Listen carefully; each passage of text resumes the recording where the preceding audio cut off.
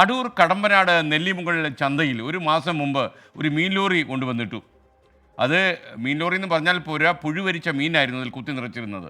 അപ്പോൾ നാട്ടുകാർക്ക് ദുർഗന്ധം സഹിക്കാൻ വയ്യാതെ പൊറുതിമുട്ടുന്നു എന്ന് നാട്ടുകാർ പഞ്ചായത്തിലൊക്കെ പോയി പരാതി പറഞ്ഞെങ്കിലും ഒന്നും സംഭവിച്ചില്ല. അവസാനം 24 ഇത് വാർത്തയാക്കി.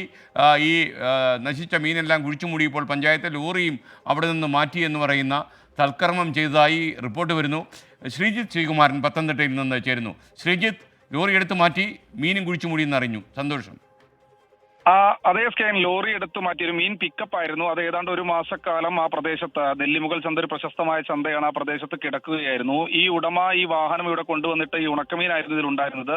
മുങ്ങി ഏതാണ്ട് 2 ആഴ്ച കഴിഞ്ഞ 2-3 ദിവസം കഴിഞ്ഞപ്പോഴേ അത് പുഴുവരിച്ച നിലയിൽ ആകുകയായിരുന്നു. അതിനുശേഷം നാട്ടുകാർ നിരവധി തവണ പരാതി പറഞ്ഞു. തൊട്ടടുത്ത് മാവേലി സ്റ്റോറുണ്ട്, തപാൽ ഓഫീസുണ്ട്, നിരവധി വ്യാപാര സ്ഥാപനങ്ങളുണ്ട്. ഇവിടുത്തെ എല്ലാം കച്ചവടം പൂർണ്ണമായും നഷ്ടപ്പെടുന്ന ഒരു സാഹചര്യം ഉണ്ടായി. പിന്നീടാണ് AYFന്റെ LDF ഭരിക്കുന്ന പഞ്ചായത്താണ് സ്വാഭാവികമായി അവരുടെ സംഘടന, പ്രതിപക്ഷ സംഘടന ഭേദം നോക്കാതെ തന്നെ AYFന്റെ നേതൃത്വത്തിൽ ആളുകൾ പ്രതിഷേധത്തിലേക്ക് രംഗത്ത് വരികയായിരുന്നു.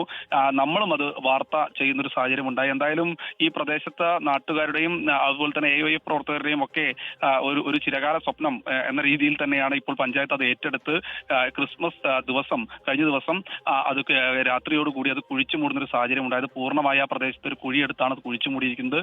നാട്ടുകാർക്ക് ഇനി ശുദ്ധവായു കിട്ടുമെന്ന കാര്യത്തിൽ യാതൊരു തർക്കവുമില്ല. നമുക്കും ചാരിതാർത്ഥ്യമുണ്ട്.